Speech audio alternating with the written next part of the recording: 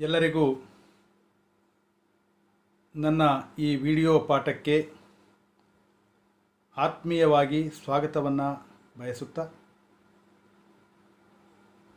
ವಿಜಯನಗರ ಶ್ರೀಕೃಷ್ಣದೇವರಾಯ ವಿಶ್ವವಿದ್ಯಾಲಯ ಬಳ್ಳಾರಿ ಈ ಒಂದು ವಿದ್ಯಾಲಯಕ್ಕೆ ಸಂಬಂಧಿಸಿದಂತೆ BA 6ನೇ ಸೆಮಿಸ್ಟರ್ ಅಂದರೆ ಈ ಆಧುನಿಕ ಭಾರತದ ಇತಿಹಾಸ, ಇದನ್ನು ನಾವು ಕ್ರಿಸ್ತಕ 1856ರಿಂದ ಕ್ರಿಸ್ತಶಕ 1950ರವರೆಗೆ ಇದನ್ನು ಅಭ್ಯಾಸ ಮಾಡಬೇಕಾಗುತ್ತೆ. ಈ ಒಂದು ಆಧುನಿಕ ಭಾರತದ ಇತಿಹಾಸದ ಪಠ್ಯಕ್ರಮವಾಗಿರುವಂತಹ ಮೊದಲನೇ ಭಾಗದಲ್ಲಿ ನಾನೀಗಾಗಲೇ 1857ರ ಮಹಾದಂಗೆಯನ್ನು ಕುರಿತು 3 ಸೆಷನ್ನಲ್ಲಿ ನನ್ನ ಪಾಠವನ್ನು ಮಾಡಿದ್ದೀನಿ ಮತ್ತು ಲಾರ್ಡ್ ಲಿಟ್ಟನ್ನನ ಆಡಳಿತ ಸುಧಾರಣೆ ಮತ್ತು ಆತನ ವಿದೇಶಾಂಗ ನೀತಿಯನ್ನು ಕುರಿತಂತೆ 2 ಸೆಷನ್ನಲ್ಲಿ ನಾನು ಪಾಠವನ್ನು ಮಾಡಿದ್ದೀನಿ. ಈಗ ಆ ಒಂದು 1ನೇ ಭಾಗವಾಗಿರುವಂತಹ ಆ ಒಂದು ಭಾಗದಲ್ಲಿ ಬರುವಂತಹ ಲಾರ್ಡ್ ಜಾರ್ಜ್ ರಿಪ್ಪನ್, ಈ ಒಂದು ಒಂದೇ ಸೆಷನ್ನಲ್ಲಿ ಈ ಒಂದು ಜಾರ್ಜ್ ರಿಪ್ಪನ್ನನ ಬಗ್ಗೆ ನಾನು ಸಂಕ್ಷಿಪ್ತವಾಗಿ ಇಲ್ಲಿ ನಿಮಗೆ ವಿವರಣೆಯನ್ನು ಕೊಡುವುದಕ್ಕೆ ಬಯಸ್ತೀನಿ. ವಿದ್ಯಾರ್ಥಿಗಳೇ, ಲಾರ್ಡ್ ಜಾರ್ಜ್ ರಿಪ್ಪನ್ನನು ಕ್ರಿಸ್ತಶಕ 1880ರಲ್ಲಿ ಭಾರತಕ್ಕೆ ವೈಸ್ರಾಯ್ ಆಗಿ ಆಗಮಿಸಿ ಕ್ರಿಸ್ತಶಕ 1884ರವರೆಗೆ ಈತನು ಇಲ್ಲಿ ರಾಜ್ಯಭಾರವನ್ನು ಅಥವಾ ಆಡಳಿತವನ್ನು ನಡೆಸ್ತಾನೆ. ಈತನನ್ನು ಕುರಿತು ಅಭ್ಯಾಸ ಮಾಡಬೇಕಾದ್ರೆ ನಾವು ಈ ಎಲ್ಲ ಅಂಶಗಳನ್ನು ಒಳಗೊಂಡಂತೆ ಈತನ ಆಡಳಿತದ ಬಗ್ಗೆ ಮತ್ತು ಈತನ ವಿದೇಶಾಂಗ ನೀತಿಯ ಬಗ್ಗೆ ಮತ್ತು ಲಾರ್ಡ್ ಜಾರ್ಜ್ ರಿಪ್ಪನ್ನನ ವ್ಯಕ್ತಿತ್ವ ಸಾಧನೆಗಳ ಬಗ್ಗೆ ತಿಳ್ಕೊಳ್ಬೇಕಾಗುತ್ತೆ. ಮೊದಲನೇದಾಗಿ ಪೀಠಿಕೆ, ಎರಡನೇದಾಗಿ ಲಾರ್ಡ್ ರಿಪ್ಪನ್ನನ ಆರಂಭಿಕ ಜೀವನ, ಮೂರನೇದಾಗಿ ಲಾರ್ಡ್ ರಿಪ್ಪನ್ನನು ಮಾಡಿರುವಂಥ ಆಂತರಿಕ ಸುಧಾರಣೆಗಳು, ಅವುಗಳಲ್ಲಿ ದೇಶೀಯ ವೃತ್ತಪತ್ರಿಕೆಗಳ ಶಾಸನ ರದ್ದತಿ 1881ರಲ್ಲಿ, ಪ್ರಥಮ ಕಾರ್ಖಾನೆ ಶಾಸನ ಕ್ರಿಸ್ತಕ 1881ರಲ್ಲಿ, ಈತನ ಕಾಲದಲ್ಲಿ ಆಗಿರುವಂತಹ ಆರ್ಥಿಕ ಸುಧಾರಣೆಗಳು, ಪ್ರಥಮ ಜನಗಣತಿ ಕ್ರಿಸ್ತಕ 1881ರಲ್ಲಿ, ಶೈಕ್ಷಣಿಕ ಸುಧಾರಣೆಗಳು, ಸ್ಥಳೀಯ ಸರ್ಕಾರದಲ್ಲಿನ ಸುಧಾರಣೆಗಳು, ಇಲ್ಬರ್ಟ್ ಮಸೂದೆ ವಿವಾದ ಮತ್ತು ಈತನ ವಿದೇಶಾಂಗ ನೀತಿ ಹಾಗೂ ವ್ಯಕ್ತಿತ್ವ ಸಾಧನೆಗಳ ವಿಮರ್ಶೆ ಕುರಿತಂತೆ ನಾನು ನಿಮಗೆ ಈ ವಿಡಿಯೋ ಪಾಠವನ್ನು ಮಾಡಲು ಇಚ್ಛಿಸುತ್ತೇನೆ. ವಿದ್ಯಾರ್ಥಿಗಳೇ, ಮೊದಲನೇದಾಗಿ ಪೀಠಿಕೆ. ಕ್ರಿಸ್ತಶಕ 1880ರಲ್ಲಿ ಲಾರ್ಡ್ ಲಿಟ್ಟನ್ನನು ತನ್ನ ವೈಸ್ರಾಯ್ ಹುದ್ದೆಗೆ ರಾಜೀನಾಮೆ ನೀಡಿದ ನಂತರ ಭಾರತಕ್ಕೆ ವೈಸ್ರಾಯ್ ಆಗಿ ಬಂದವನೇ ಲಾರ್ಡ್ ಜಾರ್ಜ್ ರಿಪ್ಪನ್. ಈತನು ಕ್ರಿಸ್ತಕ 1880ರಿಂದ 1884ರವರೆಗೆ ಆಳ್ವಿಕೆಯನ್ನು ನಡೆಸ್ತಾನೆ. ಅಂದರೆ ಭಾರತದಲ್ಲಿ ವೈಸ್ರಾಯ್ ಆಗಿ ಈತನು ಅಧಿಕಾರವನ್ನು ನಡೆಸ್ತಾನೆ. 19ನೇ ಶತಮಾನದ ಉತ್ತರಾರ್ಧದಲ್ಲಿ ಭಾರತವನ್ನಾಳಿದ ವೈಸ್ರಾಯ್ಗಳಲ್ಲಿ ಲಾರ್ಡ್ ರಿಪ್ಪನ್ನನು ಪ್ರಸಿದ್ಧನಾಗಿದ್ದಾನೆ. ಏಕೆಂದರೆ ಈತನು ಭಾರತೀಯ ಪ್ರಜೆಗಳ ಕಲ್ಯಾಣಕ್ಕಾಗಿ ನಿರಂತರವಾಗಿ ಶ್ರಮಿಸಿರುವಂತಹ ವ್ಯಕ್ತಿಯಾಗಿದ್ದ, ಭಾರತೀಯರ ಗೌರವ ಪ್ರೀತಿಗಳಿಗೆ ಪಾತ್ರನಾಗಿರುವಂತಹ ವ್ಯಕ್ತಿಯಾಗಿದ್ದ, ಭಾರತೀಯರ ಆಶೋತ್ತರಗಳಿಗೆ ಸ್ಪಂದಿಸಿದ ಈತನು ತನ್ನ ಆಡಳಿತದ ಅವಧಿಯಲ್ಲಿ ಅನೇಕ ಪ್ರಜಾಹಿತ ಕಾರ್ಯಗಳ ಮೂಲಕ ಭಾರತೀಯರ ವಿಶ್ವಾಸವನ್ನು ಗಳಿಸಿ ಭಾರತೀಯರ ಹೃದಯದಲ್ಲಿ ಶಾಶ್ವತ ಸ್ಥಾನವನ್ನು ಗಳಿಸುವಲ್ಲಿ ಈತನು ಯಶಸ್ವಿಯಾಗಿದ್ದಾನೆ.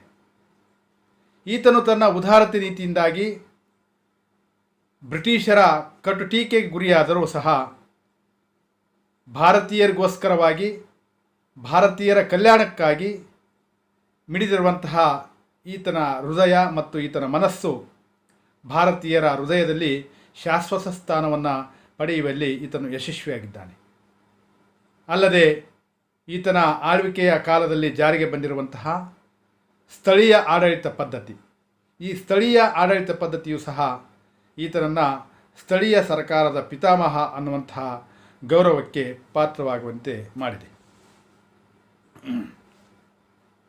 ಇಲ್ಲಿ ಲಾರ್ಡ್ ರಿಪ್ಪನ್ನನ ಆರಂಭಿಕ ಜೀವನ. ರಿಪ್ಪನ್ನನು ಕ್ರಿಸ್ತಕ 1827 ಅಕ್ಟೋಬರ್ 24ರಂದು ಲಂಡನ್ನಿನಲ್ಲಿ ಈತನು ಜನಿಸ್ತಾನೆ. ಈತನ ತಂದೆ ಫೆಡರಿಕ್ ರಾಬಿನ್ಸನ್, ಈತನ ತಾಯಿ ಲೇಡಿ ಸಾರ್ಚ್ ಹೋಬಾರ್ಟ್. ಲಾರ್ಡ್ ರಿಪ್ಪನ್ನನು ಇಂಗ್ಲೆಂಡಿನ ಪ್ರತಿಷ್ಠಿತ ಶಾಲಾ ಕಾಲೇಜುಗಳಲ್ಲಿ ಅಧ್ಯಯನವನ್ನು ಮಾಡಿ ಕ್ರಿಸ್ತಕ 1849ರಲ್ಲಿ ಯುನಿದಿಯೋ ಡಿಶಿಯಾಳನ್ನು ವಿವಾಹವಾಗ್ತಾನೆ. ನಂತರ ಇಂಗ್ಲೆಂಡಿನ ರಾಜಕೀಯದಲ್ಲಿ ಪ್ರವೇಶಿಸಿ ಕ್ರಿಸ್ತಕ 1853ರಲ್ಲಿ ಲಿಬರಲ್ ಪಕ್ಷದ ಅಭ್ಯರ್ಥಿಯಾಗಿ ಬ್ರಿಟಿಷ್ ಪಾರ್ಲಿಮೆಂಟಿನ ಸದಸ್ಯನಾಗ್ತಾನೆ. ಕ್ರಿಸ್ತಕ 1861ರಲ್ಲಿ ಭಾರತದ ಅಧೀನ ಕಾರ್ಯದರ್ಶಿಯಾಗಿ, ಕ್ರಿಸ್ತಶಕ 1866ರಲ್ಲಿ ಭಾರತದ ಕಾರ್ಯದರ್ಶಿಯಾಗಿ ಕೆಲಸ ನಿರ್ವಹಿಸಿರುವಂತಹ ಅನುಭವ ಈತನಿಗಿರ್ತದೆ. ಹಾಗೂ ಕ್ರಿಸ್ತಶಕ 1868ರಲ್ಲಿ ಇಂಗ್ಲೆಂಡಿನ ಪ್ರಧಾನಿ, ಆತನೂ ಸಹ ಒಬ್ಬ ಉದಾರವಾದಿ ತತ್ವಗಳನ್ನು ಒಳಗೊಂಡಿರುವಂತಹ ಒಬ್ಬ ವ್ಯಕ್ತಿಯಾಗಿದ್ದ. ಅಂತಹ ಪ್ರಧಾನಿಯಾದ ಗ್ಲಾಡ್ಸ್ಟನ್ ಮಂತ್ರಿಮಂಡಲದಲ್ಲಿ ಮಂತ್ರಿಯಾಗಿ ಸೇವೆಯನ್ನು ಸಲ್ಲಿಸ್ತಾನೆ.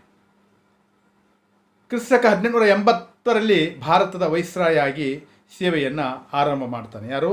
Lord George Ripon. ಇಲ್ಲಿ ಲಾರ್ಡ್ ರಿಪ್ಪನ್ನನ ಸುಧಾರಣೆಗಳನ್ನು, ಆತನ ಆಂತರಿಕ ಸುಧಾರಣೆಗಳನ್ನು ನಾವು ನೋಡುವುದಾದರೆ, ಮೊಟ್ಟಮೊದಲನೇದಾಗಿ ಈ ದೇಶೀಯ ವೃತ್ತಪತ್ರಿಕೆಗಳ ಶಾಸನವನ್ನು ರದ್ದತಿ ಮಾಡ್ತಾ ಇದ್ದಾನೆ.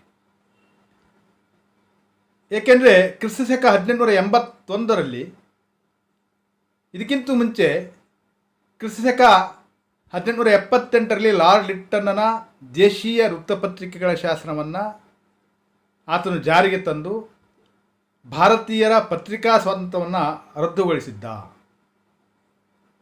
ಹಾಗೂ ಲಾರ್ಡ್ ಲಿಟ್ಟನ್ನನು ಜಾರಿಗೆ ತಂದಿರತಕ್ಕಂತಹ ಈ ಶಾಸನದಿಂದಾಗಿ ಆತನು ಭಾರತೀಯರ ಕಟು ಟೀಕೆಗೆ ಗುರಿಯಾಗ್ತಾ ಇದ್ದಾನೆ. ಆದರೆ ಲಾರ್ಡ್ ರಿಪ್ಪನ್ನನು ದೇಶೀಯ ವೃತ್ತಪತ್ರಿಕೆಗಳ ಶಾಸನವನ್ನು ರದ್ದುಗೊಳಿಸಿ ಪತ್ರಿಕಾ ಸ್ವಾತಂತ್ರ್ಯವನ್ನು ನೀಡ್ತಾ ಇದ್ದಾನೆ. ಅಂದರೆ ಭಾರತೀಯ ಪತ್ರಿಕೆಗಳು ಸ್ವತಂತ್ರವಾಗಿ ಕಾರ್ಯನಿರ್ವಹಿಸಿದಾಗ ಮಾತ್ರ ಒಂದು ಸರ್ಕಾರ ಸರಿಯಾಗಿ ಕಾರ್ಯನಿರ್ವಹಿಸಲಿಕ್ಕೆ ಸಾಧ್ಯ ಅನ್ನುವಂಥ ನಿಟ್ಟಿನಲ್ಲಿ ಈತನು ಭಾರತೀಯ ಪತ್ರಿಕೆಗಳಿಗೆ ಮರಳಿ ಸಂಪೂರ್ಣವಾಗಿರುವಂತಹ ಸ್ವಾತಂತ್ರ್ಯವನ್ನು ಕೊಡ್ತಾನೆ. ಮತ್ತು ರಿಪ್ಪನ್ನನು ಜಾರಿಗೆ ತಂದಿರತಕ್ಕಂತಹ ಈ ಶಾಸನದಿಂದಾಗಿ ಭಾರತೀಯ ಪತ್ರಿಕೆಗಳು ಯಾವುದೇ ವಿಷಯಗಳನ್ನು ತಮ್ಮ ಪತ್ರಿಕೆಯಲ್ಲಿ ಪ್ರಕಟಿಸುವಂತಹ ಒಂದು ಅಧಿಕಾರವನ್ನು ಪಡಿತವೆ. ಹಾಗೂ ಈ ಶಾಸನದ ರದ್ದತಿಯಿಂದ ಭಾರತೀಯರ ವಿಶ್ವಾಸವನ್ನು ರಿಪ್ಪನ್ನನು ಪಡೆದುಕೊಂಡ. ಇನ್ನು ಈತನ ಕಾಲದಲ್ಲಿ ಜಾರಿಗೆ ಬಂದಿರತಕ್ಕಂತಹ ಇನ್ನೊಂದು ಪ್ರಮುಖ ಶಾಸನವೆಂದರೆ ಪ್ರಥಮ ಕಾರ್ಖಾನೆ ಶಾಸನ. ಇದು ಕ್ರಿಸ್ತಕ 1881ರಲ್ಲಿ ಇದು ಜಾರಿಗೆ ಬರ್ತದೆ. ಲಾರ್ಡ್ ರಿಪ್ಪನ್ನನು ಭಾರತದಲ್ಲಿನ ಕಾರ್ಖಾನೆಗಳಲ್ಲಿ ದುಡಿಯುವ ಕಾರ್ಮಿಕರ ಹಿತದೃಷ್ಟಿಯಿಂದ ಮತ್ತು ಅವರ ಪರಿಸ್ಥಿತಿಗಳನ್ನು ಸುಧಾರಿಸುವುದಕ್ಕಾಗಿ 1881ರಲ್ಲಿ ಪ್ರಥಮ ಕಾರ್ಖಾನೆ ಶಾಸನವನ್ನು ಪಾಸ್ ಮಾಡ್ತಾನೆ. ಯಾಕೆಂದರೆ ಆ ಸಮಯದಲ್ಲಿ ಭಾರತದಲ್ಲಿ ಸುಮಾರು 60 ಬಟ್ಟೆ ಗಿರಣಿಗಳಿದ್ದವು ಮತ್ತು 40 ಸೆಣಬಿನ ಕಾರ್ಖಾನೆಗಳಿದ್ದವು. ಆ ಬಟ್ಟೆ ಗಿರಣಿಗಳಲ್ಲಿ ಮತ್ತು ಕಾರ್ಖಾನೆಗಳಲ್ಲಿ, ಆ ಬಟ್ಟೆ ಕಾರ್ಖಾನೆಗಳಲ್ಲಿ ಮತ್ತು ಸೆಣಬಿನ ಕಾರ್ಖಾನೆಗಳಲ್ಲಿ ದುಡಿಯುವಂತಹ ಭಾರತೀಯ ಕಾರ್ಮಿಕರ ಸ್ಥಿತಿ ಶೋಚನೀಯವಾಗಿತ್ತು. ಅವರು ಅನೇಕ ರೀತಿಯ ಕಷ್ಟ ನಷ್ಟಗಳಿಗೆ ಈಡಾಗಿದ್ದರು. ಅಂತಹ ಆ ಕಾರ್ಖಾನೆಗಳಲ್ಲಿ ದುಡಿಯುವಂತಹ ಕಾರ್ಮಿಕರ ಹಿತದೃಷ್ಟಿಯನ್ನು ಕಾಪಾಡುವುದಕ್ಕಾಗಿ ಲಾರ್ಡ್ ರಿಪ್ಪನ್ನನು ಪ್ರಥಮ ಕಾರ್ಖಾನೆ ಶಾಸನವನ್ನು ಕ್ರಿಸ್ತಕ 1881ರಲ್ಲಿ ಜಾರಿಗೆ ತರ್ತಾನೆ. ಈ ಶಾಸನದ ಪ್ರಕಾರ 7 ವರ್ಷಕ್ಕಿಂತ ಕಡಿಮೆ ವಯಸ್ಸಿನ ಮಕ್ಕಳನ್ನು ಕಾರ್ಖಾನೆಯಲ್ಲಿ ನೇಮಕ ಮಾಡಿಕೊಳ್ಳುವುದಕ್ಕೆ ಈತನು ನಿಷೇಧವನ್ನು ಹೇರ್ತಾನೆ. ಅಲ್ಲದೆ 7ರಿಂದ 12 ವರ್ಷಕ್ಕಿಂತ ಕಡಿಮೆ ವಯಸ್ಸಿನ ಮಕ್ಕಳು ದಿನಕ್ಕೆ 6 ಗಂಟೆ ಮಾತ್ರ ದುಡಿಯಬೇಕು ಅನ್ನುವಂತಹ ಒಂದು ಕಟ್ಟುನಿಟ್ಟಿನ ಕಾನೂನನ್ನು ಜಾರಿಗೆ ತರ್ತಾನೆ. ಹಾಗೂ ಕಾರ್ಖಾನೆಗಳಲ್ಲಿ ಇರುವಂತಹ ಅಪಾಯಕಾರಿ ಯಂತ್ರಗಳ ಸುತ್ತಲೂ ತಂತಿ ಬೇಲಿಯನ್ನು ಹಾಕಬೇಕು. ಕಾರ್ಮಿಕರ ಸ್ಥಿತಿಗಳನ್ನು ಪರಿಶೀಲಿಸಲು ಫ್ಯಾಕ್ಟರಿ ಇನ್ಸ್ಪೆಕ್ಟರ್ನನ್ನು ನೇಮಿಸಿಕೊಳ್ಳಬೇಕು. ಹಾಗೂ ಫ್ಯಾಕ್ಟರಿಯಲ್ಲಿ ದುಡಿಯುವಂತಹ ಆ ಕಾರ್ಖಾನೆಗಳಲ್ಲಿ ದುಡಿಯುವಂತಹ ಕಾರ್ಮಿಕರ ಹಿತದೃಷ್ಟಿಯಿಂದ ಅವರಿಗೇನಾದರೂ ಅಪಘಾತವಾದರೆ, ಅವರೇನಾದರೂ ಆ ಒಂದು ಯಂತ್ರೋಪಕರಣಗಳಿಂದ ತೊಂದರೆಗೆ ಒಳಗಾದರೆ, ಅವರ ಜೀವಕ್ಕೆ ಅಪಾಯವಾದರೆ ಅಂಥವರ ಕುಟುಂಬದ ಒಂದು ಹಿತದೃಷ್ಟಿಯಿಂದ ಕಾರ್ಮಿಕರಿಗೆ ವಿಮೆ ಮಾಡಿಸುವ ಪದ್ಧತಿಯನ್ನು ಜಾರಿಗೆ ತರ್ತಾ ಇದ್ದಾನೆ. ಯಾರು? Lord Ripon. ಇನ್ನು ಈತನ ಕಾಲದ ಆರ್ಥಿಕ ಸುಧಾರಣೆಗಳು. ಲಾರ್ಡ್ ರಿಪ್ಪನ್ನನು ವಿಕೇಂದ್ರೀಕರಣ ನೀತಿಯಲ್ಲಿ ನಂಬಿಕೆಯನ್ನು ಇಟ್ಟಿದ್ದ. ಮುಕ್ತ ವ್ಯಾಪಾರ ಪದ್ಧತಿಯನ್ನು ಅನುಸರಿಸುವುದಕ್ಕೆ ಮುಂದಾಗ್ತಾ ಇದ್ದಾನೆ. ಎಲ್ಲ ವಸ್ತುಗಳ ಮೇಲಿನ ಆಮದು ಮತ್ತು ತೆರಿಗೆಗಳನ್ನು ರದ್ದುಪಡಿಸಿ ಎಲ್ಲ ಪ್ರಾಂತಗಳಲ್ಲಿ ಉಪ್ಪಿನ ತೆರಿಗೆಯನ್ನು ಕಡಿಮೆ ಮಾಡ್ತಾನೆ. ಇದು ಭಾರತೀಯರ ಹಿತದೃಷ್ಟಿಯಿಂದ ಈತನು ಕೈಗೊಂಡಿರ್ತಕ್ಕಂತಹ ಪ್ರಮುಖ ಕ್ರಮವಾಗಿತ್ತು. ಅಲ್ಲದೆ ಈ ಒಂದು ತನ್ನ ಆಡಳಿತದ ಆದಾಯದ ಮೂಲಗಳನ್ನು 3 ಭಾಗಗಳಾಗಿ ವಿಂಗಡಿಸ್ತಾನೆ. ಒಂದು ಕೇಂದ್ರ ಸರ್ಕಾರದ ಆದಾಯಗಳು, ಅದರಲ್ಲಿ ಅಂಚೆ ಮತ್ತು ರೈಲು ಬಹಳ ಪ್ರಮುಖವಾಗಿ ಇದ್ದವು. ಪ್ರಾಂತೀಯ ಸರ್ಕಾರದ ಆದಾಯಗಳು, ಅದರಲ್ಲಿ ರಸ್ತೆ ಮತ್ತು ಆಸ್ಪತ್ರೆ ಇವು ಪ್ರಮುಖವಾಗಿದ್ದವು. ಕೇಂದ್ರ ಮತ್ತು ಪ್ರಾಂತೀಯ ಸರ್ಕಾರದ ಆದಾಯಗಳಲ್ಲಿ ಅಬಕಾರಿ ಮತ್ತು ನೋಂದಣಿ ಇವೆರಡೂ ಬಹಳ ಪ್ರಮುಖವಾಗಿರ್ತಕ್ಕಂತಹ ಆದಾಯದ ಮೂಲಗಳಾಗಿದ್ದವು. ಇಂತಹ ಒಂದು ವಿಕೇಂದ್ರೀಕರಣ ನೀತಿಯನ್ನು ಅನುಸರಿಸುವುದರ ಮೂಲಕ ಪ್ರಾಂತಗಳಿಗೆ ಸಲ್ಲಬೇಕಾಗಿರುವಂತಹ ಸರಿಯಾಗಿರ್ತಕ್ಕಂತಹ ಹಣವನ್ನು ಸಲ್ಲುವಂತೆ ಮಾಡ್ತಾನೆ.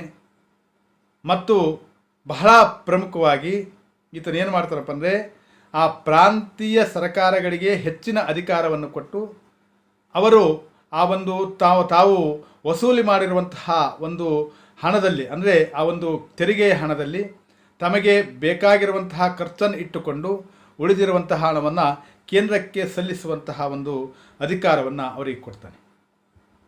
ಇನ್ನು ಈತನ ಕಾಲದಲ್ಲಿ ನಡೆದಿರುವಂತಹ ಪ್ರಥಮ ಜನಗಣತಿ ಕ್ರಿಸ್ತಕ 1881ರಲ್ಲಿ ಇದು ನಡೆಯುತ್ತೆ. ಕ್ರಿಸ್ತಶಕ 1881ರಲ್ಲಿ ಲಾರ್ಡ್ ರಿಪ್ಪನ್ನನು ಭಾರತದಲ್ಲಿ ಪ್ರಥಮ ಬಾರಿಗೆ ಜನಗಣತಿಯನ್ನು ಮಾಡಿಸ್ತಾ ಇದ್ದಾನೆ.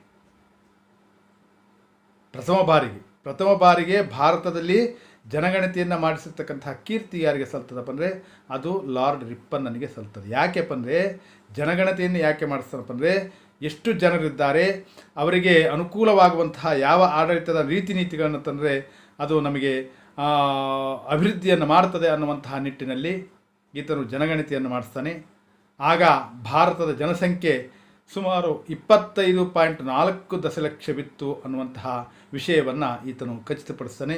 ಇದು ಈತನು ಮಾಡಿರ್ತಕ್ಕಂತಹ ಪ್ರಮುಖ ಒಂದು ಕಾರ್ಯವಾಗಿತ್ತು. ಇನ್ನು ಈತನ ಕಾಲದ ಶೈಕ್ಷಣಿಕ ಸುಧಾರಣೆಗಳು. ಭಾರತೀಯರ ಬಗ್ಗೆ ವಿಶ್ವಾಸ ಮತ್ತು ನಂಬಿಕೆಯನ್ನು ಹೊಂದಿದ್ದ ರಿಪ್ಪನ್ನನು ಭಾರತೀಯರ ಶೈಕ್ಷಣಿಕ ಅಭಿವೃದ್ಧಿಗಾಗಿ ಕ್ರಿಸ್ತಶಕ 1882ರಲ್ಲಿ ಈ ಶಿಕ್ಷಣ ತಜ್ಞನಾಗಿರುವಂತಹ ವಿಲಿಯಂ ಹಂಟರನ ಅಧ್ಯಕ್ಷತೆಯಲ್ಲಿ ಒಂದು ಸಮಿತಿಯನ್ನು ರಚಿಸಿ ಆ ಸಮಿತಿಗೆ ಒಂದು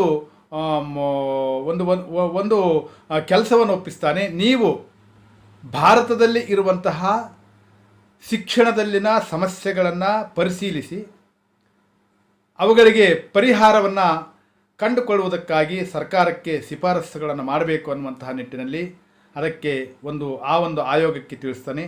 ಅದೇ ರೀತಿಯಾಗಿ ಆ ವಿಲಿಯಂ ಹಂಟರ್ನ ಅಧ್ಯಕ್ಷತೆಯಲ್ಲಿ ಇರುವಂತಹ ಶಿಕ್ಷಣ ತಜ್ಞರ ಆಯೋಗ, ಈ ಸಮಿತಿಯು ಭಾರತದಲ್ಲಿ ಶಿಕ್ಷಣ ಸ್ಥಿತಿಗತಿಗಳನ್ನು ಅಧ್ಯಯನ ಮಾಡಿ ಸೂಕ್ತ ಸಲಹೆಗಳನ್ನು ನೀಡ್ತದೆ ಮತ್ತು ಕೆಲವು ಶಿಫಾರಸುಗಳನ್ನು ಮಾಡ್ತದೆ ಮತ್ತು ಶಿಕ್ಷಣದ ಜವಾಬ್ದಾರಿಗಳನ್ನ ಸಂಪೂರ್ಣವಾಗಿ ಸರ್ಕಾರವೇ ವಹಿಸಿಕೊಳ್ಬೇಕು ಅನ್ನುವಂತಹ ಒಂದು ನಿಟ್ಟಿನಲ್ಲಿ ಸರ್ಕಾರಕ್ಕೆ ಶಿಫಾರಸು ಮಾಡ್ತದೆ. ಪುರಸಭೆ, ಜಿಲ್ಲಾ ಮಂಡಳಿಗಳು, ಪ್ರಾಥಮಿಕ ಶಿಕ್ಷಣವನ್ನು ನಡೆಸಬೇಕು, ಪ್ರೌಢ ಶಿಕ್ಷಣವನ್ನು ಖಾಸಗಿ ಶಿಕ್ಷಣ ಸಂಸ್ಥೆಗಳಿಗೆ ವಹಿಸಬೇಕು ಅನ್ನುವಂತಹ ಪ್ರಮುಖ ಶಿಫಾರಸನ್ನು ಮಾಡ್ತದೆ. ಅಲ್ಲದೆ ಉನ್ನತ ಶಿಕ್ಷಣ ಸಂಸ್ಥೆಗಳು ಸರ್ಕಾರದಿಂದ ದೂರವಿರಬೇಕು. ಯಾಕೆಂದರೆ ಉನ್ನತ ಶಿಕ್ಷಣ ಸಂಸ್ಥೆಗಳಲ್ಲಿ ಸರ್ಕಾರವು ಏನಾದರೂ ಅಲ್ಲಿ ಅದು ಪಾಲುದಾರರಾದನಪ್ಪ ಅಂದರೆ ಆ ಉನ್ನತ ಶಿಕ್ಷಣ ಸಂಸ್ಥೆಗಳು ಕೆಟ್ಟು ಹೋಗ್ತವೆ, ಉನ್ನತ ಶಿಕ್ಷಣ ಸಂಸ್ಥೆಯ ಸ್ವರೂಪವೇ ಕೆಟ್ಟು ಹೋಗ್ತದೆ. ಆದ ಕಾರಣ ಉನ್ನತ ಶಿಕ್ಷಣದಿಂದ ಈ ಸಂಸ್ಥೆಗಳು ಸರ್ಕಾರದಿಂದ ದೂರವಿರಬೇಕು ಅನ್ನುವಂಥ ಮಾತನ್ನು ಹೇಳ್ತಾನೆ. ಮತ್ತು ಈ ಖಾಸಗಿ ಸಂಸ್ಥೆಗಳಿಗೆ ಪ್ರೋತ್ಸಾಹವನ್ನು ಕೊಡ್ತಾನೆ. ಆ ಖಾಸಗಿ ಶಿಕ್ಷಣ ಸಂಸ್ಥೆಗಳು ನಡೆಸುವುದಕ್ಕೆ ಹಣದ ಸಹಾಯವನ್ನು, ಆರ್ಥಿಕ ಸಹಾಯವನ್ನು ಮಾಡ್ತಾನೆ. ಹಾಗೂ ಪ್ರತಿ ಶಾಲೆಗೆ ಶಾಲಾ ನಿರೀಕ್ಷಕರ ಒಂದು ಭೇಟಿಯನ್ನು ನೀಡಬೇಕು ಅನ್ನುವಂತಹ ನಿಟ್ಟಿನಲ್ಲಿ ಅವರನ್ನು ನೇಮಿಸುವುದಕ್ಕೆ ಮುಂದಾಗ್ತಾನೆ. ಶಿಕ್ಷಕರು ಶಾಲೆಗಳಲ್ಲಿ ನಾಗರಿಕ ಕರ್ತವ್ಯಗಳನ್ನು ಬೋಧಿಸಬೇಕು, ಸಹ ಶಿಕ್ಷಣ ಪದ್ಧತಿ ಇರಬೇಕು ಅಂತ, ಅಂದರೆ ಕೋ ಎಜುಕೇಷನ್. ಇದರ ಬಹಳ ಪ್ರಮುಖವಾಗಿರ್ತಕ್ಕಂತಹ ಉದ್ದೇಶ ಸ್ತ್ರೀಯರಿಗೆ ಶಿಕ್ಷಣದಲ್ಲಿ ಅವಕಾಶವನ್ನು ಕಲ್ಪಿಸುವ ಉದ್ದೇಶವಾಗಿತ್ತು. ಮತ್ತು ಮುಸ್ಲಿಮರ ಶಿಕ್ಷಣಕ್ಕಾಗಿ ಸೂಕ್ತ ಕ್ರಮವನ್ನು ಕೈಗೊಳ್ಳಬೇಕು. ಅಲ್ಲದೆ ಸ್ತ್ರೀ ಶಿಕ್ಷಣವನ್ನು ಪ್ರೋತ್ಸಾಹ ಮಾಡಬೇಕು. ಈ ಎಲ್ಲ ಅಂಶಗಳನ್ನು ಪರಿಶೀಲಿಸಿ ರಿಪ್ಪನ್ನನು ಅವುಗಳನ್ನು ಸರಿಯಾಗಿ ಜಾರಿಗೊಳಿಸುವಲ್ಲಿ ಈತನು ಯಶಸ್ವಿಯಾಗ್ತಾನೆ ಮತ್ತು ಭಾರತೀಯರ ಪ್ರೀತಿ ವಿಶ್ವಾಸಗಳಿಗೆ ಈತನು ಪಾತ್ರನಾಗ್ತಾನೆ ಮತ್ತು ಭಾರತೀಯರನ್ನು ಶಿಕ್ಷಣ ರೀತಿಯಲ್ಲಿ ಅಭಿವೃದ್ಧಿ ಮಾಡುವಂತಹ ಕೆಲಸವನ್ನು ಮಾಡ್ತಾನೆ. ಯಾರು? Lord Ripon. ಮತ್ತು ಈತನ ಕಾಲದಲ್ಲಿ ಜಾರಿಗೆ ಬಂದಿರತಕ್ಕಂತಹ ಸ್ಥಳೀಯ ಸರ್ಕಾರದಲ್ಲಿನ ಸುಧಾರಣೆಗಳು. ರಿಪ್ಪನ್ನನು ಅನೇಕ ಸುಧಾರಣೆಗಳಲ್ಲಿ ಸ್ಥಳೀಯ ಸರ್ಕಾರದ ಸುಧಾರಣೆಗಳು ಬಹಳ ಪ್ರಮುಖವಾಗಿರ್ತಕ್ಕಂತಹ ಪಾತ್ರವನ್ನು ವಹಿಸ್ತವೆ. ಇದರ ಮೂಲ ಉದ್ದೇಶ ಅಂದರೆ ಈ ಸ್ಥಳೀಯ ಸರ್ಕಾರದಲ್ಲಿ ರಿಪ್ಪನ್ನನು ಸುಧಾರಣೆಗಳನ್ನು ಮಾಡುವಂತಹ ಉದ್ದೇಶ ಏನಿತ್ತಪ್ಪ ಅಂದರೆ ಭಾರತೀಯರಿಗೆ ರಾಜಕೀಯ ಮತ್ತು ಆಡಳಿತದ ಅನುಭವಗಳನ್ನು ಕೊಡಬೇಕು. ಅಂದರೆ ಸ್ಥಳೀಯ ಜನರಿಂದಲೇ ಆಡಳಿತವನ್ನು ನಿರ್ವಹಿಸುವಂತಹ ಕೆಲಸ ಆಗಬೇಕು ಅಂತ. ಸ್ಥಳೀಯ ಜನರು ಸಹ ಆಡಳಿತವನ್ನು ನಡೆಸುವುದರ ಮೂಲಕ ಅವರಿಗೂ ಸಹ ಆಡಳಿತದಲ್ಲಿ ನಾನು ಅವಕಾಶವನ್ನು ನೀಡಬೇಕು ಅನ್ನುವಂತಹ ನಿಟ್ಟಿನಲ್ಲಿ ಈತನೇನು ಮಾಡ್ತಾನೆ? ಸ್ಥಳೀಯ ಸುಧಾರಣೆಗಳನ್ನು ಜಾರಿಗೆ ತರುವುದಕ್ಕೆ ಪ್ರಯತ್ನವನ್ನು ಮಾಡ್ತಾನೆ. ಈತನ ಆಡಳಿತದ ಅವಧಿಯಲ್ಲಿ ದೊಡ್ಡ ಪಟ್ಟಣಗಳಲ್ಲಿ ಮುನ್ಸಿಪಾಲಿಟಿಗಳು ಅಸ್ತಿತ್ವದಲ್ಲಿದ್ದವು. ಆ ಮುನ್ಸಿಪಾಲಿಟಿಗಳಲ್ಲಿ ಕಮಿಷನರ್ ಇದ್ದು ಅವನನ್ನು ಸರ್ಕಾರವು ನಾಮಕರಣ ಮಾಡ್ತಾ ಇತ್ತು. ಈತನು ಸರ್ಕಾರದ ನಿಯಂತ್ರಣದಲ್ಲಿ ಇದ್ದ. ಇನ್ನು ಪುರಸಭೆಗಳಲ್ಲಿ ಅನೇಕ ಸಮಿತಿಗಳಿದ್ದವು. ಆದರೆ ಆ ಸಮಿತಿಗಳು ತಾವು ನಿರ್ವಹಿಸಬೇಕಾಗಿದ್ದ ಪ್ರದೇಶಗಳನ್ನು ಕೂಡ ಅತ್ಯಂತ ವಿಶಾಲವಾಗಿತ್ತು. ಆ ಸಮಿತಿಗಳು ಕಾರ್ಯನಿರ್ವಹಿಸಬೇಕಾಗಿರ್ತಕ್ಕಂತಹ ಒಂದು ಪ್ರದೇಶವು ಸಹ ವಿಶಾಲವಾಗಿತ್ತು. ಸಮಿತಿಯ ಸದಸ್ಯರಿಗೆ ಅವುಗಳ ಆ ಒಂದು ನಿರ್ವಹಿಸುವಂತಹ ಜ್ಞಾನವಿರಲಿಲ್ಲ. ಏಕೆಂದರೆ ಈ ಸದಸ್ಯರು ಕೂಡ ಸರ್ಕಾರದಿಂದ ನಾಮಕರಣಗೊಳ್ತಾ ಇದ್ದರು. ಇಂತಹ ಒಂದು ಸಂದಿಗ್ಧವಾಗಿರ್ತಕ್ಕಂತಹ ಪರಿಸ್ಥಿತಿಯಲ್ಲಿ ರಿಪ್ಪನ್ನನು ಈ ಸ್ಥಳೀಯ ಸರ್ಕಾರಗಳಲ್ಲಿ ಸುಧಾರಣೆಗಳನ್ನು ತರುವುದಕ್ಕೆ ಪ್ರಯತ್ನವನ್ನು ಮಾಡ್ತಾನೆ. ಅದರ ಅಂಗವಾಗಿ ರಿಪ್ಪನ್ನನು ಭಾರತೀಯ ಪ್ರತಿನಿಧಿಗಳಿಗೆ ಸರ್ಕಾರದಲ್ಲಿ ಅವಕಾಶವನ್ನು ಕಲ್ಪಿಸಿಕೊಡುವುದಕ್ಕೆ ಮುಂದಾಗ್ತಾನೆ ಮತ್ತು ಸರ್ಕಾರದ ವ್ಯವಸ್ಥೆಯಲ್ಲಿ ಅನೇಕ ರೀತಿಯ ಸುಧಾರಣೆಗಳನ್ನು ಜಾರಿಗೆ ತಂದು ಆ ಸುಧಾರಣೆಗಳನ್ನು ಕಾರ್ಯರೂಪಕ್ಕೆ ಇಳಿಸುವಲ್ಲಿ ಈತನು ಯಶಸ್ವಿಯಾಗ್ತಾನೆ. ಈತನು ಸ್ಥಳೀಯ ವ್ಯವಸ್ಥೆಯಲ್ಲಿ ಜಾರಿಗೆ ತಂದಿರತಕ್ಕಂತಹ ಪ್ರಮುಖ ಸುಧಾರಣೆಗಳೆಂದರೆ ಸ್ಥಳೀಯ ಸಂಸ್ಥೆಗಳ ಆಡಳಿತ ನಿರ್ವಹಣೆ ಮತ್ತು ಮೇಲ್ವಿಚಾರಣೆ ಹೊಣೆಗಾರಿಕೆಯನ್ನು ಭಾರತೀಯರೇ ವಹಿಸಿಕೊಳ್ಬೇಕು. ಸ್ಥಳೀಯ ಸಂಸ್ಥೆಗಳ ಸದಸ್ಯರನ್ನು ಚುನಾವಣೆ ಮೂಲಕ ಆಯ್ಕೆ ಮಾಡಬೇಕು. ನಗರಸಭೆಯ ಅಧಿಕಾರ ಮತ್ತು ಹೊಣೆಗಾರಿಕೆಯನ್ನು ಹೆಚ್ಚಿಸಿ ನಗರಸಭೆಗಳಲ್ಲಿ ಚುನಾಯಿತ ಸದಸ್ಯರನ್ನು ಹೆಚ್ಚಿಸಬೇಕು. ಹಾಗೂ ನಗರಸಭೆಯ ಚೇರ್ಮನ್ ಚುನಾಯಿತ ಸದಸ್ಯನಾಗಿರಬೇಕು ಅಂತ. ಪ್ರತಿ ಜಿಲ್ಲೆಯಲ್ಲಿ ಜಿಲ್ಲಾ ಮಂಡಳಿಗಳನ್ನು ಮತ್ತು ತಾಲೂಕುಗಳಲ್ಲಿ ತಾಲೂಕು ಮಂಡಳಿಗಳನ್ನು ಸ್ಥಾಪಿಸಬೇಕು. ಜಿಲ್ಲಾ ಮತ್ತು ತಾಲೂಕು ಮಂಡಳಿಗಳಲ್ಲಿ ಚುನಾಯಿತ ಸದಸ್ಯರ ಸಂಖ್ಯೆಯನ್ನು ಹೆಚ್ಚಿಸಬೇಕು. ಇನ್ನು ನಾಲ್ಕನೇದಾಗಿ ಎಲ್ಲ ಸ್ಥಳೀಯ ಸಂಸ್ಥೆಗಳಿಗೂ ಸರ್ಕಾರ ಧನ ಸಹಾಯವನ್ನು ಮಾಡಬೇಕು. ಸ್ಥಳೀಯ ಸಂಸ್ಥೆಗಳಲ್ಲಿ ಸರ್ಕಾರದ ಹಸ್ತಕ್ಷೇಪವಿರಬೇಕು. ಯಾಕೆಂದರೆ ಸ್ಥಳೀಯ ಸರ್ಕಾರವು ಸರಿಯಾಗಿ ಕಾರ್ಯನಿರ್ವಹಿಸದೇ ಹೋದಲ್ಲಿ, ಅದು ಕಾರ್ಯನಿರ್ವಹಿಸುವಲ್ಲಿ ವಿಫಲವಾದಲ್ಲಿ ಅಂತಹ ಸ್ಥಳೀಯ ಸಂಸ್ಥೆಗಳನ್ನ ವಜಾ ಮಾಡುವಂತಹ ಅಧಿಕಾರ ಸರ್ಕಾರಕ್ಕಿದೆ ಅನ್ನುವಂತಹ ಘೋಷಣೆಯನ್ನು ಮಾಡ್ತಾನೆ. ಈ ರೀತಿಯಾಗಿ ಈ ಸ್ಥಳೀಯ ಸರ್ಕಾರದಲ್ಲಿ ಭಾರತೀಯರಿಗೆ ಆಡಳಿತವನ್ನು ನಡೆಸುವಂತಹ ಅವಕಾಶವನ್ನು ಕಲ್ಪಿಸಿಕೊಡ್ತಾ ಇದ್ದಾನೆ. ಭಾರತೀಯರಿಗೆ ಆಡಳಿತದಲ್ಲಿ ಬಹಳ ಪ್ರಮುಖವಾಗಿರ್ತಕ್ಕಂತಹ ಅನುಭವ ಇರಬೇಕು ಅನ್ನುವಂತಹ ನಿಟ್ಟಿನಲ್ಲಿ ಭಾರತೀಯರನ್ನು ಸ್ಥಳೀಯ ಸರ್ಕಾರದಲ್ಲಿ ಭಾಗಿಗಳಾಗುವಂತೆ ಮಾಡ್ತಾನೆ. ಆದ ಕಾರಣ ಈತನು ಮಾಡಿರ್ತಕ್ಕಂತಹ ಈ ಸ್ಥಳೀಯ ಸರ್ಕಾರಗಳಲ್ಲಿನ ಸುಧಾರಣೆಗಳು ಈತನನ್ನು ಸ್ಥಳೀಯ ಸರ್ಕಾರದ ಪಿತಾಮಹ ಅನ್ನುವಂತಹ ಒಂದು ಪ್ರಮುಖವಾಗಿರ್ತಕ್ಕಂತಹ ಬಿರುದಿಗೆ ಪಾತ್ರವಾಗುವಂತೆ ಮಾಡ್ತವೆ. ಇನ್ನು ಈತನ ಕಾಲದಲ್ಲಿ ನಡೆದಿರುವಂತಹ ಇಲ್ಬರ್ಟ್ ಮಸೂದೆ ವಿವಾದ, ಇದು ಈತನ ಕಾಲದ ಅತ್ಯಂತ ಪ್ರಮುಖ ವಿವಾದವಾಗಿತ್ತು. ಇಲ್ಬರ್ಟ್ ಮಸೂದೆ ವಿವಾದವು ಈತನ ಕಾಲದ ಪ್ರಮುಖ ಘಟನೆಯಾಗಿದೆ. ಭಾರತೀಯ ನ್ಯಾಯಾಧೀಶರಿಗೆ ಯುರೋಪಿಯನ್ ಅಪರಾಧಿಗಳನ್ನ ವಿಚಾರಣೆ ಮಾಡುವ ಹಕ್ಕು ಇರಲಿಲ್ಲ. ಅಂದರೆ ಇಲ್ಬರ್ಟ್ ಮಸೂದೆ ಬರುವುದಕ್ಕಿಂತ ಮುಂಚೆ ಭಾರತೀಯ ನ್ಯಾಯಾಧೀಶರಿಗೆ ಯುರೋಪಿಯನ್ ಅಪರಾಧಿಗಳನ್ನು ವಿಚಾರಣೆ ಮಾಡುವ ಹಕ್ಕು ಇರಲಿಲ್ಲ ಅಂತ. ಈ ವರ್ಣಭೇದ ನೀತಿಯನ್ನು ಕಂಡ ರಿಪ್ಪನ್, ಅಂದರೆ ಭಾರತೀಯರ ಬಗ್ಗೆ ಬ್ರಿಟಿಷ್ ಸರ್ಕಾರವು ನ್ಯಾಯಾಂಗ ವ್ಯವಸ್ಥೆಯಲ್ಲಿ ಅನುಸರಿಸುವಂತಹ ವರ್ಣಭೇದ ನೀತಿಯನ್ನು ಕಂಡಿರ್ತಕ್ಕಂತಹ ರಿಪ್ಪನ್ನನ್ನು ಏನು ಮಾಡ್ತಾನೆ, CP ಇಲ್ಬರ್ಟ್ ನೇತೃತ್ವದಲ್ಲಿ, ಅಲ್ಲಿ ಒಬ್ಬ ನುರಿತ ಕಾನೂನು ತಜ್ಞನಿರ್ತಾನೆ, ಆತನ ನೇತೃತ್ವದಲ್ಲಿ ಒಂದು ಶಾಸನ ರೂಪಿಸುವಂತೆ ಆತನಿಗೆ ತಿಳಿಸ್ತಾನೆ. ಆಗ ಇಲ್ಬರ್ಟನು ಒಂದು ಶಾಸನವೊಂದನ್ನು ಆತನು ತಯಾರಿಸಿ ಭಾರತೀಯ ಮತ್ತು ಯುರೋಪಿಯನ್ ನ್ಯಾಯಾಧೀಶರಿಗೆ ನ್ಯಾಯದಾನದಲ್ಲಿ ಸಮಾನ ಹಕ್ಕುಗಳು ಇರಬೇಕು ಅನ್ನುವಂತಹ ಅಂಶವನ್ನು ತಿಳಿಸ್ತಾನೆ. ಏನು ತಿಳಿಸ್ತಾನೆ? ಭಾರತೀಯ ಮತ್ತು ಯುರೋಪಿಯನ್ ನ್ಯಾಯಾಧೀಶರಿಗೆ ನ್ಯಾಯದಾನದಲ್ಲಿ ಸಮಾನ ಹಕ್ಕುಗಳು ಇರಬೇಕು ಅನ್ನುವಂತಹ ಅಂಶವನ್ನು ಒಳಗೊಂಡಂತೆ ಆತನು ತನ್ನ ವರದಿಯನ್ನು ತಯಾರಿಸಿ ಸರ್ಕಾರಕ್ಕೆ ನೀಡ್ತಾನೆ. ಆ ರಿಪ್ಪನ್ನನ ಸರ್ಕಾರವು ಈ ಒಂದು ವರದಿಯನ್ನು ಸರಿಯಾಗಿ ಪರಿಶೀಲಿಸಿ ಆ ವರದಿಯಲ್ಲಿ ಇರುವಂತಹ ಅಂಶಗಳನ್ನು ಕಾನೂನಾತ್ಮಕ ರೀತಿಯಲ್ಲಿ ಜಾರಿಗೆ ತರುವುದಕ್ಕೆ ಅದು ಪ್ರಯತ್ನ ಮಾಡಿತು. ಅದರಲ್ಲಿ ಯಶಸ್ವಿಯಾಗ್ತಾ ಇದ್ದಾನೆ. ಆದರೆ ಭಾರತದಲ್ಲಿರ್ತಕ್ಕಂತಹ ಯುರೋಪಿಯನ್ ಜನಾಂಗವು ಇಲ್ಬರ್ಟ್ ಮಸೂದೆಯ ವಿರುದ್ಧ ಚಳವಳಿಯನ್ನು ಆರಂಭಿಸ್ತದೆ. ಯಾಕೆಂದರೆ ರಿಪ್ಪನ್ ಯುರೋಪಿಯನ್ನರ ಕಟುವಾಗಿರ್ತಕ್ಕಂತಹ ಟೀಕೆಗೆ ಒಳಗಾಗ್ತಾನೆ ಮತ್ತು ಯುರೋಪ್ ಹಾಗೂ ಇಂಗ್ಲೆಂಡ್ ಮತ್ತು ಭಾರತದಲ್ಲಿ ಏಕಕಾಲಕ್ಕೆ ಉಗ್ರವಾಗಿರ್ತಕ್ಕಂತಹ ಈ ಒಂದು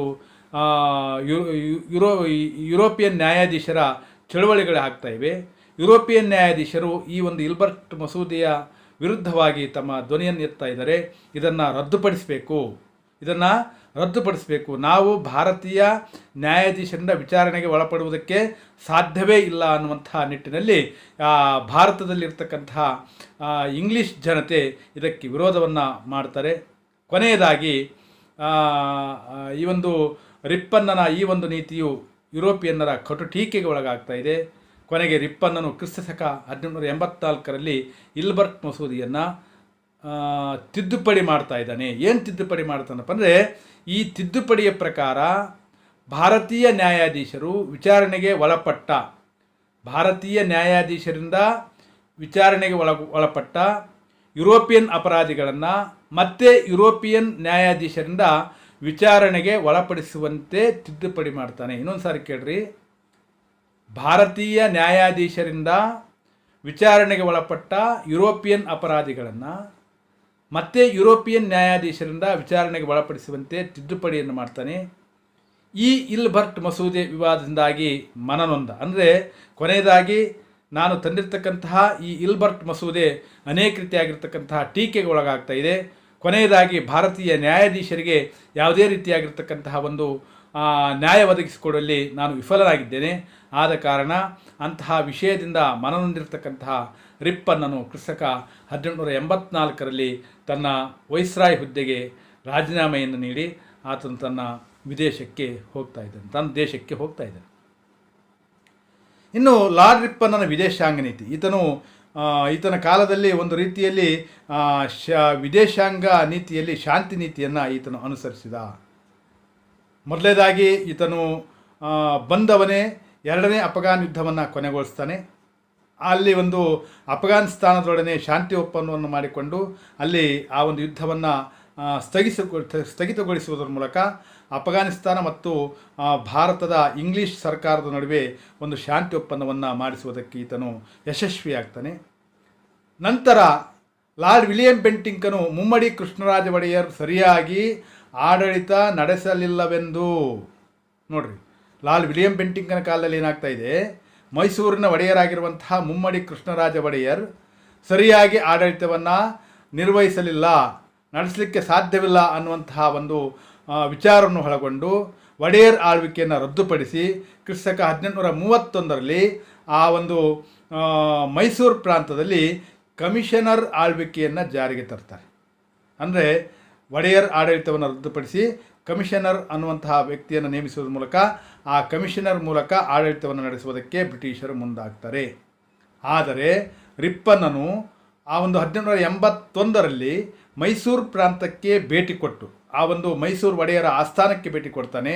ಆ ಒಡೆಯರ ಆಸ್ಥಾನಕ್ಕೆ ಭೇಟಿ ಕೊಟ್ಟು ಅಲ್ಲಿರ್ತಕ್ಕಂತಹ ಒಡೆಯರ ಸ್ಥಿತಿಗತಿಗಳನ್ನು ಗಮನಿಸಿರ್ತಕ್ಕಂತಹ ಈತನು ಇದು ಬ್ರಿಟಿಷ್ ಸರ್ಕಾರವು ಮೈಸೂರು ಒಡೆಯರಿಗೆ ಮಾಡಿರುವಂತಹ ದೊಡ್ಡ ಅನ್ಯಾಯ, ಆದ ಕಾರಣ ಅವರಿಗೆ ಮತ್ತೆ ಅಧಿಕಾರ ನಡೆಸುವಂತಹ ಒಂದು ಅವಕಾಶವನ್ನು ಕಲ್ಪಿಸಿಕೊಡಬೇಕು ಅನ್ನುವಂತಹ ನಿಟ್ಟಿನಲ್ಲಿ ಈತನೇನು ಮಾಡ್ತಾನೆ, 1881ರಲ್ಲಿ ಪುನಃ ಒಡೆಯರಿಗೆ ಅಧಿಕಾರ ವರ್ಗಾವಣೆ ಮಾಡುವಂತಹ ನಿಟ್ಟಿನಲ್ಲಿ ಈತನು ಯಶಸ್ವಿಯಾಗ್ತಾನೆ.